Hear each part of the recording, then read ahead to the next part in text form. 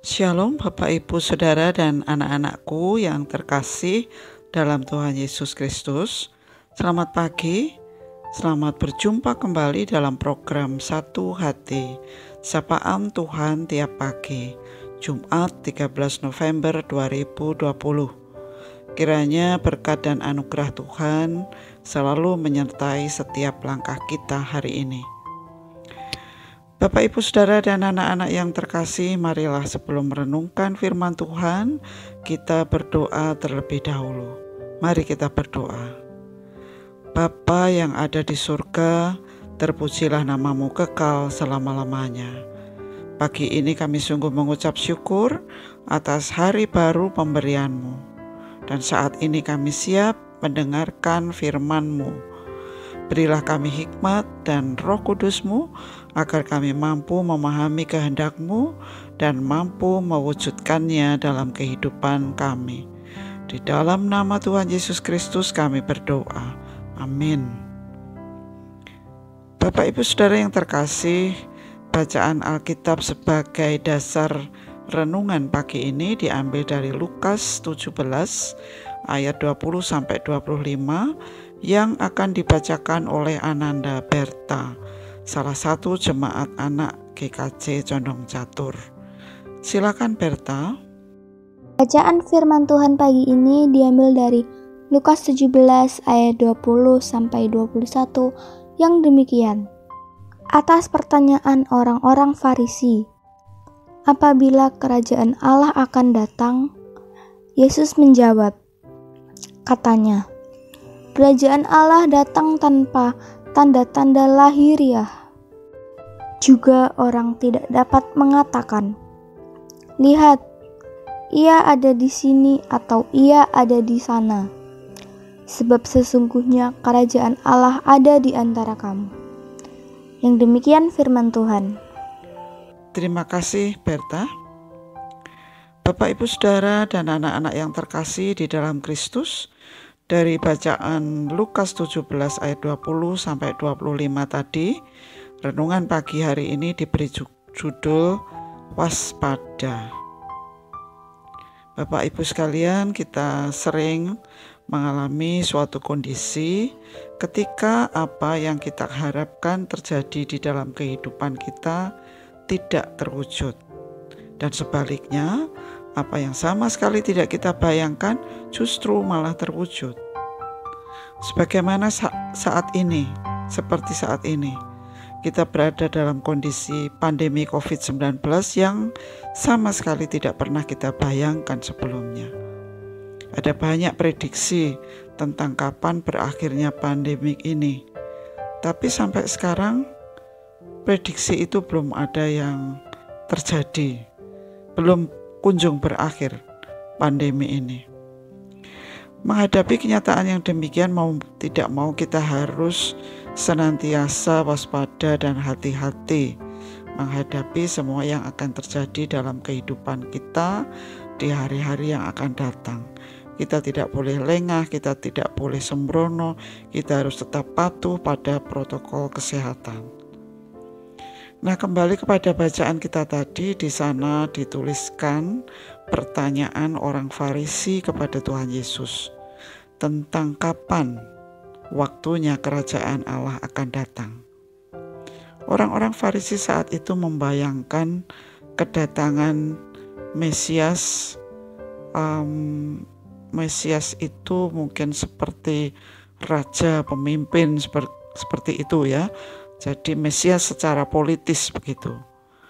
Pemahaman mereka tentang kedatangan kerajaan Allah itu adalah adanya atau datangnya suatu kehidupan duniawi yang serba nyaman.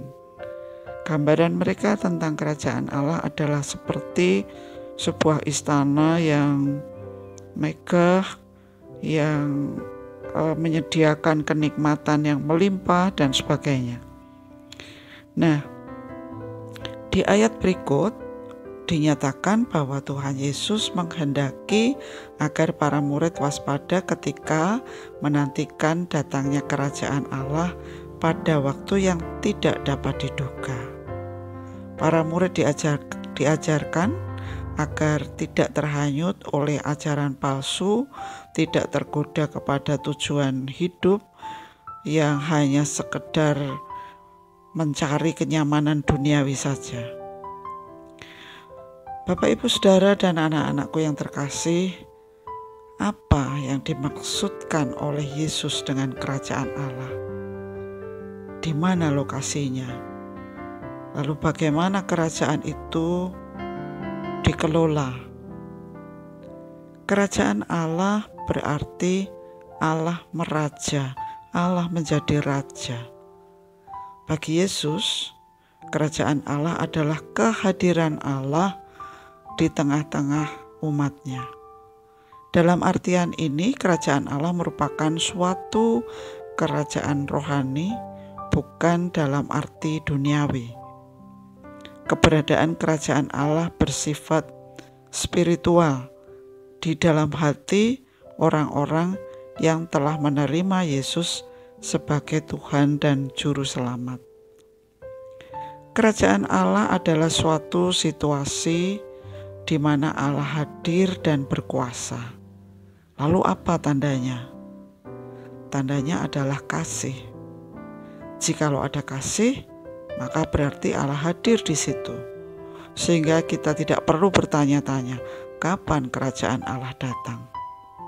Kalau kita memberlakukan kasih, maka kerajaan Allah ada dalam hidup kita. Kalau kita merasakan damai karena adanya kasih dari orang-orang di sekitar kita, adanya persaudaraan yang akrab, adanya persahabatan yang erat, pertolongan yang ikhlas, maka itulah kerajaan Allah. Namun kita tidak bisa menunggu suasana seperti itu datang begitu saja. Kita sendiri yang harus proaktif mewujudkannya. Kita bisa berperan untuk mewujudkan kerajaan Allah di dunia ini, yaitu memberikan kesaksian akan kasih Allah meskipun ada banyak hambatan, tantangan, baik dari diri kita sendiri maupun dari luar diri kita. Kita masih sering marah, sering jengkel, sering ngambek atau mutung, bahkan sering membenci sesama. Oleh karena itu, kita diharapkan untuk berupaya memperbaiki diri supaya menjadi lebih baik. Bapak, Ibu, dan Saudara yang terkasih, sebagai orang percaya melalui nats kita pagi ini, kita diingatkan untuk hidup waspada. Kewaspadaan dan kehati-hatian ini akan menjadikan kita selalu memiliki pelindung untuk menghadapi godaan. Kita tidak mudah terpengaruh oleh ajaran sesat, oleh berbagai kabar bohong yang berseliweran di sekitar kita. Hidup waspada dan selalu bersandar kepada Tuhan Allah akan menjadikan kita selalu siaga menyambut datangnya kerajaan Allah di setiap waktu. Walau waktu kedatangan kerajaan Allah tidak jelas atau belum jelas, belum tahu kapan, kita tidak perlu disibukkan dengan prediksi kapan akan datang. Yang jauh lebih penting adalah kita mempersiapkan diri dengan sebaik-baiknya untuk selalu menjadi saksi kasih Allah. Bapak, Ibu yang terkasih, dalam Injil Markus 13 ayat 32 sampai 33 dinyatakan bahwa tentang hari atau saat itu tidak seorang pun yang tahu. Malaikat-malaikat di surga tidak, anak pun tidak, hanya Bapa saja. Hati-hatilah dan berjaga-jagalah, sebab kamu tidak tahu kapan saatnya tiba. Yesus juga mengingatkan bahwa kita akan mendengar nubuat-nubuat palsu, namun kita tidak perlu merasa terganggu. Hal yang terpenting adalah bahwa kita sudah siap menerima Yesus kapan saja Dia datang. Dan cara terbaik untuk mewujudkan hal ini adalah dengan tetap setia kepada Injil dan percaya kepada Kristus sebagai juru selamat kita. Namun demikian, waspadalah, karena tertulis dalam Alkitab, bukan setiap orang yang berseru kepadaku, Tuhan, Tuhan, akan masuk ke dalam kerajaan sorga, melainkan dia yang melakukan kehendak Bapa-Ku yang di sorga. Matius 7 ayat 21. Amin. Bapak, Ibu, Saudara, dan anak-anakku yang terkasih, marilah kita menutup renungan pagi hari ini dengan berdoa bersama. Bapa kami yang Maha Kasih, kami bersyukur atas firman-Mu yang mengingatkan kami untuk selalu waspada, agar kami tidak mudah terpengaruh oleh ajaran sesat dan nubuat palsu, termasuk berita-berita bohong yang selalu menghampiri kami. Berikanlah kami hikmat untuk melakukan apa yang menjadi kehendak-Mu. Kami memohon kiranya Bapa menyertai dan memberkati kami dalam menjalankan tugas tanggung jawab kami sepanjang hari ini. Semoga semua ini kami panjatkan dalam nama Putra Tunggal-Mu, Tuhan Yesus Kristus. Amin.